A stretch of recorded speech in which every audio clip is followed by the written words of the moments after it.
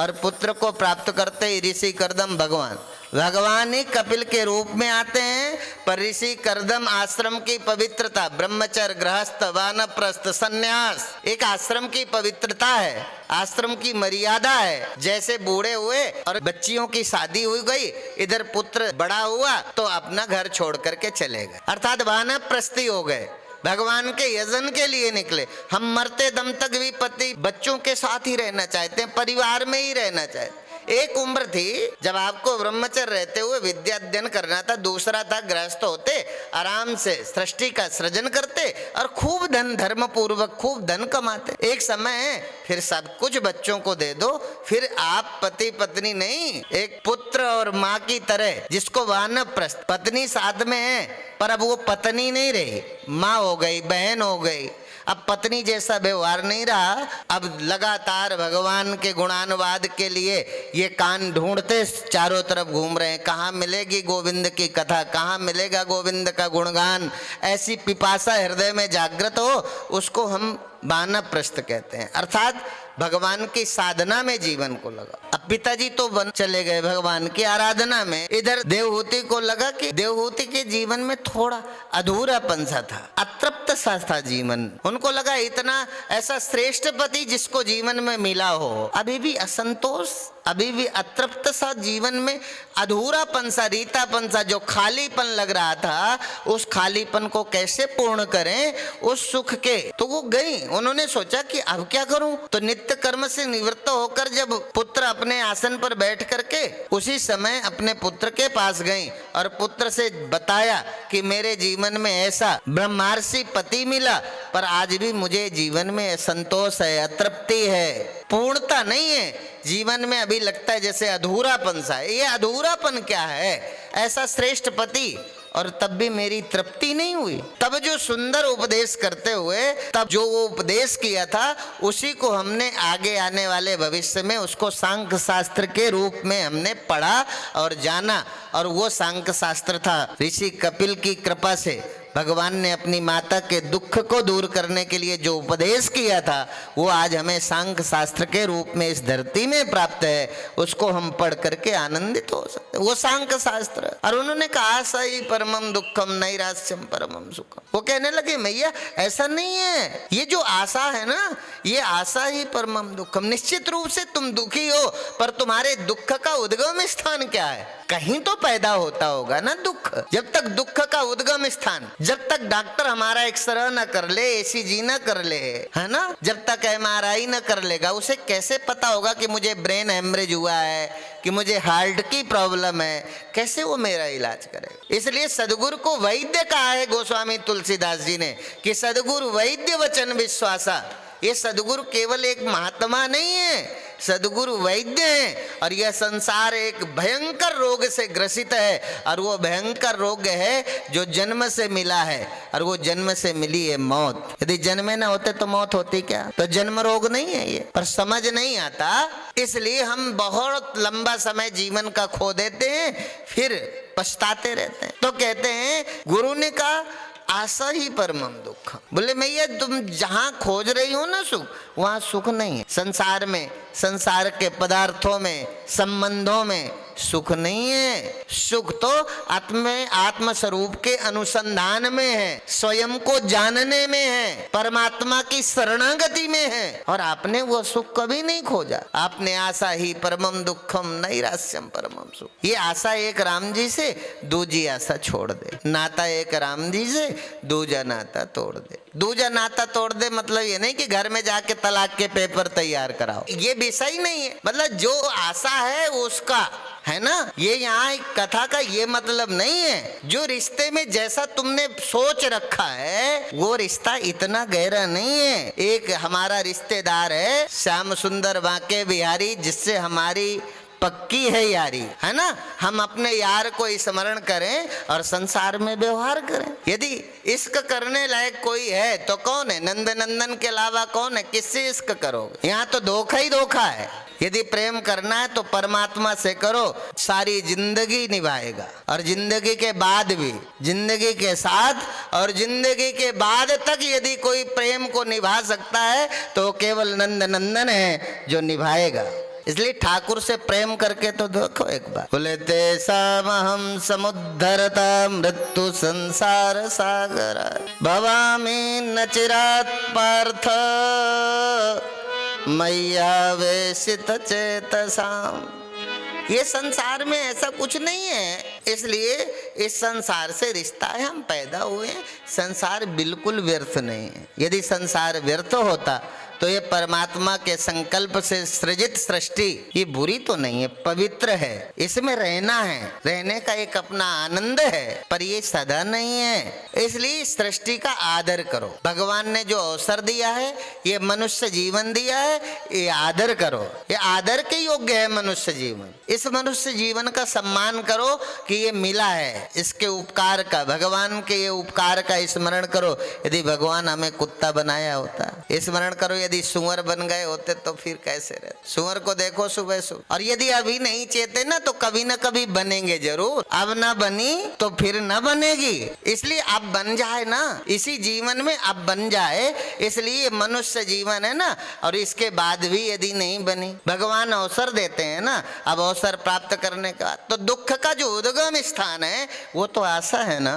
आशा ही परमम दुखम नैरास्यम परमम सुखम। दुख की जननी कौन है? दुख जन्मता कहाँ है? तो कहते हैं अपेक्षा। जो हमने संसार से आशा लगा रखी है ना, संसार से, संसार के संबंधों से जो हमने आशा लगा रखी है ना, यदि हमने आपसे आशा लगाई होती कि 50 लाख मिलेगा हम कथा करेंगे, अब ना मिलता तो। एक महात्मा जी कह रहे थे, एक सेठ जी थे, तो एक सेठ जी की स्थिति पर प्रकाश डाला, और वो सच घटना है। पूज्यपाद स्वामी श्री अखंडानंद जी सरस्वती वृंदावन वाले, वो एक बार अपने सेठ के पास कहीं गए थे। काफी बड़े लोगों से संपर्क था, उस समय के समादृत महापुरुषों में थे, विद्वान थे, पूज्य थे। तो वो गए तो सेठ जी पहले से ही थोड़ा कंजूस थे, तो पहले से ही देखा महात्मा जी आए हैं, अब कुछ ना कुछ तो हमें भेंट पूजा करनी होगी, तो पहले ही से शुरू कर दिया। इस बार महाराज जी हमको घाटा बहुत लग गया, इस बार बिजनेस में नुकसान बहुत हुआ, 50 लाख का नुकसान हो गया बिजनेस में महाराज जी। पत्नी बहुत भगवत भक्त थे, यदि पत्नी ना होती ना तो आज हम आदमी भी ना होते। ये तो स्त्रियां हैं जो हमें मनुष्य बनाए, ये मात्र शक्ति है जो आज हम मनुष्य हैं। यदि माता ना होती तो हम मनुष्य भी ना होते। भले हमारे सींग पूंछ नहीं होती, अलग बात है, बिना सींग पूंछ के ही होते हैं ऐसे ही, पर मनुष्य नहीं होते। मनुष्य की शकल में होते पर मनुष्य नहीं होते। अब पत्नी ने सुना महात्मा जी आए हैं, और ये पहले से ही स्वामी जी के हृदय में एक गलत नेगेटिविटी भर रहा है, तो दौड़ के आई, बोले महाराज जी आइए, विराजत, पाद प्रक्षालन किया, प्रणाम किया और बिठाया। बोले कोई घाटा वाटा नहीं लगा महाराज जी, सब कुछ ठीक ठाक चल रहा है। तो बोले फिर ये क्यों कह रहा है? सेठ तो कह रहा घाटा लग गया 50 लाख। बोले हाँ, इन्होंने गुणा भाग करके 1.5 करोड़ की आमदनी देखी थी, पर उसमें 1 करोड़ का ही फायदा हुआ, इसलिए 50 लाख का आज भी इन्हें घाटा लगा हुआ। आमदनी 1 करोड़ हुई है, हमें रोज घाटा ही लगता रहता। ये मन मेरा बनिया, हमारे दादा गुरुदेव कहते थे, ये मन मेरा बनिया बनज न छोड़। ये मन मेरा जो है बनिया है, ये गुणा भाग करता रहता है, हमें कोई ऐसा घाटा थोड़ी है। अभी हमारे घर में कोई बीमार हो जाए फिर कोई घाटा है क्या? पर भगवान के काम में रसीद कटानी हो तो 100 तरह से घाटा समझ आता। हमारी बाइक चोरी हो जाए फिर कोई घाटा है क्या? बहुत एक्सीडेंटली ऐसे काम घर में होते हैं तो कोई घाटा होता है क्या? हमें लगता है जैसे रख लेंगे तो बड़े हो जाएंगे। नहीं, जो बांटा जाता है वो प्रसाद होता है, जो बटोरा जाता है वो विषाद होता है। जो बटोर के इकट्ठे रखे, जहर का स्वभाव क्या है? स्वभाव से जहर मारता ही है ना।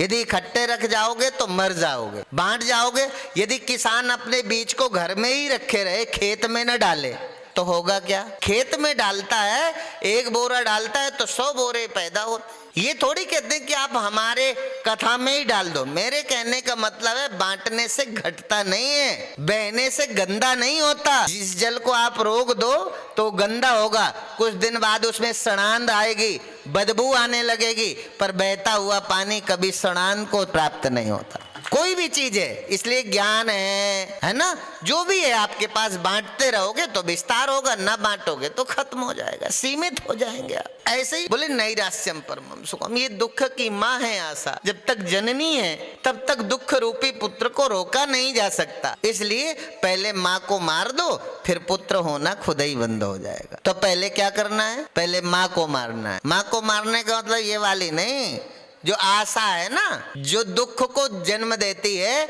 वो उस माँ का नाम है आशा। यहाँ भी किसी का नाम आशा हो सकता है, उसको नहीं, जिससे सम्मान, प्रतिष्ठा, पैसा, ऐसी आशा, ये आशा जो हमने लगा रखी है ना दूसरे से मिलने की, इस आशा को मार दो। ये आशा मरेगी तो दुख रूपी पुत्र का जन्म नहीं होगा, आप सुखी हो जाएंगे। आधे दुख जीवन में 75% दुख अपेक्षा के कारण है। हम दूसरे से बहुत सारी आशाएं रख बैठे, पति से, पुत्र से, परिवार से, बिजनेस से, अब नहीं हुआ तो दुख है। अब सेठ जी ने आशा लगा रखा था 1.5 करोड़ का फायदा होगा और हुआ 1 करोड़ का, इस बात को लेकर के दुखी है, 50 का घाटा लग गया। अब दुख का तुम्हारी कोई अकल का दिवाला निकला हुआ है, तुम्हें दुख से कौन मुक्त करेगा। इसलिए दुख से मुक्त होने के लिए आपको स्वयं अवेयर होना पड़ेगा, स्वयं सावधान होना पड़ेगा। ये सृष्टि का रहस्य बड़ा विचित्र है। इसी क्रम को आगे बढ़ाते हुए जब चतुर्थ स्कंद में प्रवेश करते हैं, तब श्री सुखदेव जी महाराज ने जो परीक्षित जी को सुनाया वो अद्भुत था। और उन्होंने कहा मनु एवं शत्रुपा, इस वंश के विस्तार पर प्रकाश डालते हुए तो पूछा ये मनु और शत्रुपा कौन थे। तो बोले मनु और शत्रुपा से ही प्रियव्रत और उत्तानपाद, उनकी 3 पुत्रियों का जन्म हुआ, देवहूति, अकूति और प्रसूति। अभी हमने देवहूति की कथा सुनी है। प्रसूति का विवाह रुचि प्रजापति के साथ हुआ है ना। अकूति, देवहूति और प्रसूति, तो कहते हैं ब्रह्मा जी के पुत्र दक्ष प्रजापति से प्रसूति का विवाह ब्रह्मा जी के पुत्र दक्ष प्रजापति के साथ हुआ। अकूति का विवाह रुचि प्रजापति के साथ हुआ और देवहूति की तो हमने कथा सुन ली। और यही प्रियव्रत और उत्तानपाद की ही विशाल वंश परंपरा है जो त्रिलोकी में फैली हुई है। दक्ष और प्रसूति से जो सुंदर नेत्रों वाली 16 कन्याओं का जन्म हुआ और 16 कन्याओं में भी कहते हैं उनमें से 13 कन्याओं का विवाह धर्म के साथ किया गया और 1 कन्या पितृगणों के साथ ब्याही गई और 1 कन्या का विवाह अग्नि के साथ हुआ और 1 कन्या जो सबसे प्रिय थी जिसका नाम सती था वो भगवान शंकर के साथ ब्याही गई। इस तरह से 16 कन्याओं का विवाह हुआ। उन 16 कन्याओं के विवाह में जिसे जो मिला वो अद्भुत था, विलक्षण था, सुनने योग्य है, अनुकरणीय करने योग्य है। उसको जीवन में कैसे ढाला जाए ये विषय था ना। तो बोले श्रद्धा, मैत्री, दया, शांति, तुष्टि, पुष्टि, क्रियोन्नति, बुद्धिर्मेधा, तितिक्षा, मूर्ति धर्मस्न पत्न्या। धर्म की वो 13 पत्नी कौन थी? बोले श्रद्धा, धर्म के साथ ब्याही, मैत्री धर्म के साथ ब्याही गई, दया धर्म के साथ ब्याही गई, शांति का विवाह भी धर्म के साथ हुआ, तुष्टि, पुष्टि, तुष्टि का विवाह भी धर्म के साथ, पुष्टि का विवाह भी धर्म के साथ, क्रिया का विवाह भी धर्म के साथ और उन्नति नाम की पुत्री का विवाह भी धर्म के साथ हुआ और बुद्धि का विवाह भी धर्म के साथ हुआ और मेधा का विवाह भी धर्म के साथ हुआ। ऐसे ये 13 कन्याओं का विवाह धर्म के साथ हुआ और जो गृहस्थ जीवन में उन्हें पुत्र की उत्पत्ति हुई वो अद्भुत थी। और कहते हैं जब श्रद्धा का विवाह धर्म के साथ हुआ तो उनसे जिस पुत्र का जन्म हुआ उस पुत्र का नाम शुभ था। अर्थात श्रद्धा धर्म के साथ जुड़ेगी तभी जीवन में शुभ। शुभ कब होगा? जीवन में शुभ कब होगा? जब हमारी श्रद्धा धर्म के साथ होगी तो जीवन में शुभ होगा। तो श्रद्धा और धर्म जब मिले तो उनके जीवन में जो पुत्र उत्पन्न हुआ उस पुत्र का नाम शुभ है। धर्म और श्रद्धा जुड़ेगी तो शुभ के अलावा कोई अशुभ हो सकता है क्या?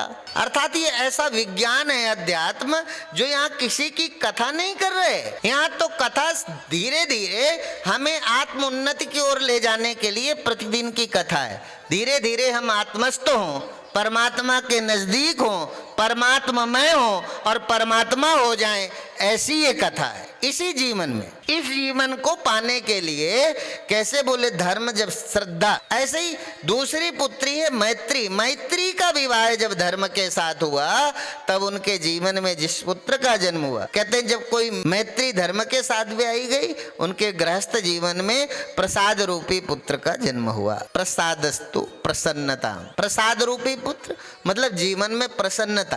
किनके जीवन में प्रसन्नता है? जो स्वार्थ के लिए लिए दोस्ती करते हैं, मैत्री। जो धर्म पूर्वक मैत्री होती है ना, धर्म से युक्त मैत्री जीवन में सुख देती है, जीवन में प्रसन्नता देती है। जो किसी सौंदर्य के कारण मैत्री कर बैठे हैं, जो किसी पैसा के कारण मैत्री कर बैठे हैं, जो किसी पदार्थ के लोभ में किसी के साथ मैत्री कर बैठे हैं, तो मैत्री धोखा होगी, दुख होगा। जब मैत्री धर्म से होगी तब सुख होगा, प्रसन्नता होगी। इसलिए धर्म और मैत्री का विवाह हुआ तो प्रसाद नाम के पुत्र का जन्म होता है। समझे ना? दक्ष की प्रजापति की लड़कियों के विवाह का वर्णन करके तुम्हें क्या मिलेगा? इसलिए आचार्य वो नहीं करते, अर्थात धर्म पूर्वक मैत्री करो। जीवन में उनका उद्देश्य क्या है? किस मित्र के साथ आप सुखी हो सकते हैं? धर्म पूर्वक। धर्म पूर्वक मैत्री जीवन में सुख देगी, वासना पूर्वक नहीं, कामना से भरे हुए हृदय की मैत्री नहीं। धर्म पूर्वक मैत्री आपको जीवन में प्रसाद देगी, प्रसन्नता देगी। इसलिए तीसरी पुत्री का जब वर्णन आया तो तीसरी पुत्री है दया। दया का विवाह जब धर्म के साथ हुआ, उससे जिस पुत्र का जन्म होता है वो बड़ा विलक्षण है और उस पुत्र का नाम है अभय। धर्म और दया जब दोनों मिलती हैं ना तो जीवन में अभयता आती है, फिर कंफ्यूजन नहीं है। इसलिए अभय नाम के पुत्र का जन्म, अर्थात धर्म का आश्रय लेकर जो दया की जाएगी वही वास्तव में दया पाने वाले व्यक्ति को अभयता प्रदान करेगी। नहीं तो अंग्रेजों की तरह दया करो। बहुत सारी पिक्चर देखी होंगी ना, अंग्रेजों ने मिला लिया पहले देश के लोगों को प्रलोभनों के साथ, फिर उनको भी मार दिया। जब राज्य में प्रवेश किए उनको भी नहीं छोड़ा। इसलिए धर्म पूर्वक दया, धर्म पूर्वक दया करेंगे तो जीवन में अभयता होगी, नहीं तो भय ही बना रहेगा। और चौथी पुत्री का नाम है शांति। शांति का विवाह जब धर्म के साथ हुआ, उससे जिस पुत्र का जन्म हुआ उस पुत्र का नाम था सुख। धर्म पूर्वक जब जीवन में शांति आती है ना, उसका आनंद ही अलग है, उसका सुखानुभूति ही अलग है। धर्म पूर्वक। इसलिए गोधन, गजधन, बाजधन और रतन धन खान, जब आवे संतोष धन तब सब धन धूलि समान। धूल जैसा सारा संसार का सुख एक धूली जैसी कीमत रखता है जिस दिन जीवन में हमें शांति मिलती है, सुख मिलता है। इसलिए शांति का विवाह जब धर्म के साथ हुआ तब उसके जीवन में सुख रूपी पुत्र का जन्म हुआ। दक्ष की पांचवी पुत्री पर प्रकाश डाला और उस पांचवी पुत्री का नाम है तुष्टि। तुष्टि का विवाह जब धर्म के साथ हुआ तब मोद नाम के पुत्र का जन्म हुआ। मोद अर्थात आनंद। कितना सुंदर रूपक वेद व्यास जी ने यहाँ दिया है। जब व्यक्ति जीवन में धर्म के माध्यम से संतुष्टि आएगी मानव के जीवन में, तभी व्यक्ति आनंद प्राप्त कर सकेगा। केवल भौतिक संतुष्टि से आनंद नहीं मिलता। इसलिए क्षणिक सुख, क्षणिक आनंद तो कहीं भी मिलेगा, पर परमानंद तो अखंड परम धाम में ही मिलेगा। क्षणिक आनंद है ना, थोड़ी देर पैसे में, थोड़ी देर पदार्थों में, थोड़ी देर रिश्तों में, थोड़ी थोड़ी देर के सुख तो सब जगह मिलेंगे। और थोड़ी देर का सुख तो गृहस्थी करने में भी मिलेगा। पर यदि ये सचमुच परमानंद होता तो फिर तलाक के पेपर क्यों तैयार होते? इसलिए परमानेंट आनंद क्या है? अच्युत आनंद। इसलिए हमारे स्वामी जी का नाम है अच्युतानंद, है ना, संत जो लिखते हैं। इसलिए गुरुदेव ने, एक दिन हम बैठे थे तो गुरुदेव भगवान कहने लगे कि हम इसलिए क्यों कहते हैं, क्योंकि हम ऐसे नाम लिखा रखते हैं अपने संतों का कि जब कभी अकेले में बैठे हो तो अपने प्रभाव के, अपने नाम के अनुसार कभी सोचना तो शुरू करें। और दक्ष की छठवीं कन्या का नाम पुष्टि है और पुष्टि का विवाह जब धर्म के साथ हुआ, अर्थात उनसे जिस पुत्र का नाम हुआ तो अहंकार अर्थात गर्भ, पुष्टि का अर्थ है वृद्धि और अभ्युदय।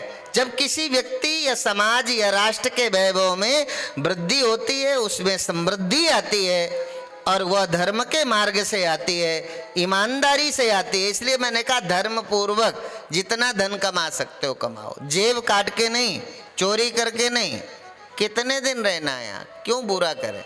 अर्थात जो चोरी करके बड़े हुए हैं, अर्थात बेईमानी के रास्ते से कमाया हुआ धन, शास्त्र में प्रमाण है कि 10 वर्ष तक ही टिकेगा।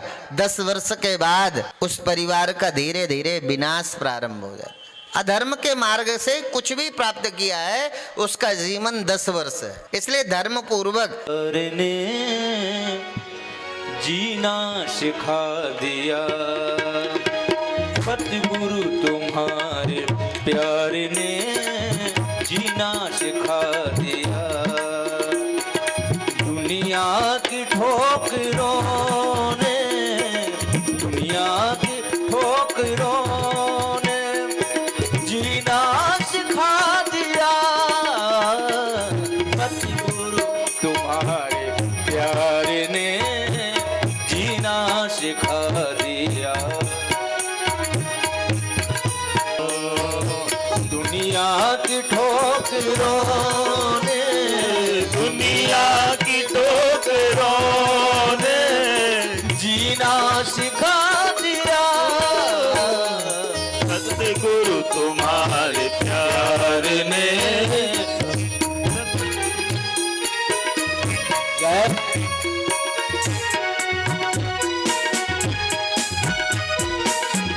बोलिए सतगुरुदेव भगवान की, परम पूज्य व्यास जी महाराज की जय।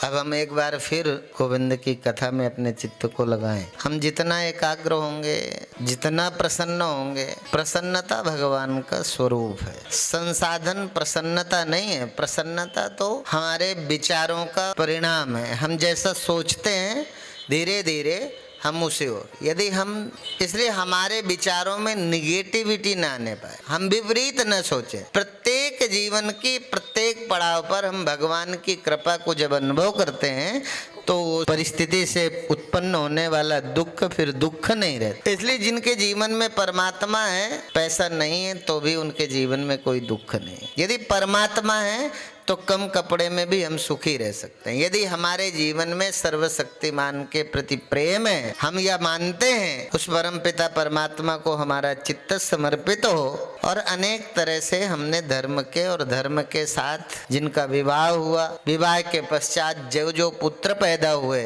अर्थात हमारे जीवन में जो भी हो, मैत्री हो, दया हो, शांति हो, तुष्टि हो, पुष्टि हो, क्रिया हो, उन्नति हो। क्रिया मतलब जो कर्म करें वो भी धर्म पूर्वक, जो भी हो हमारे जीवन में धर्म से युक्त होगा ना, तो जीवन में अद्भुत आनंद होगा। किसी ने कह दिया है, कोई नाम के लिए नहीं कि कोई हमारा अनाउंस करेगा तो हम सहयोग करेंगे, कोई हमें जाने इसके लिए नहीं। कभी कभी तो कोई कर्म हम गोविंद के लिए करें, जिसको केवल गोविंद जाने और मैं जानूं। हम किसी से प्रेम करते हैं तो लगता है कोई जाने, प्रेम करते हैं तो हमें पता है और हमारे प्रेमी को पता है हम जिसे प्रेम करते हैं, ठीक है ना। घर वालों को तो बहुत बाद में पता चलती है, और पता भी चल जाए जब कोई रास्ता नहीं होता तब पता चलता है। हम परमात्मा से प्रेम करते हैं, ये पहले दिन से ही चिल्लाना शुरू कर देते हैं, सबको बताने की कोशिश करते हैं, अनाउंस करवा के सुखी होते हैं। मतलब परमात्मा की भक्ति में सुख नहीं है, अनाउंस में सुख है। मतलब हमारा नाम कोई बोले सुखी हो गए। नाम बोलना संस्था के लिए अच्छा है, नाम बोलने से औरों को कर्म करने की प्रेरणा मिले, ये अच्छा है। पर यदि धोखे से कभी कोई नाम रह जाए तो मन में म्लानता नहीं आनी चाहिए कि हमारा नाम नहीं लिया तो क्या हो गया। एक बार कहते हैं कोई एक अंधा व्यक्ति था, वो अंधा व्यक्ति ठाकुर जी के दर्शन के लिए जा रहा था। अब दर्शन के लिए जा रहा था तो रास्ते में कोई अंधा मिले, सहज रास्ता तो नहीं भटक गया, पूछ दिया किसी ने। कोई भक्त मंदिर से आ रहा था, बोले भैया तुम कहाँ जा रहे हो? बोले मैं भी जा रहा हूँ ठाकुर जी का दर्शन करने। वहाँ खड़े और लोग आश्चर्य से हंसने लगे कि अंधा भगवान के दर्शन करने जा रहा है और फिर मंदिर जा रहा है। जब तुझे रास्ता नहीं दिखाई देगा तो भगवान का दर्शन क्या करेगा? तो अंधा ने कहा ये आपको दिखाई देता है कि मुझे दिखाई नहीं देता, तो मैं भगवान का दर्शन क्या करूंगा? पर ये भी तो सोचो, यदि मैं भगवान के मंदिर में पहुंच गया और मैं भगवान को नहीं देख सकता, पर मेरा बांके बिहारी तो मुझे देखेगा ना। यदि भाव अच्छा है तो वो मुझे देखे।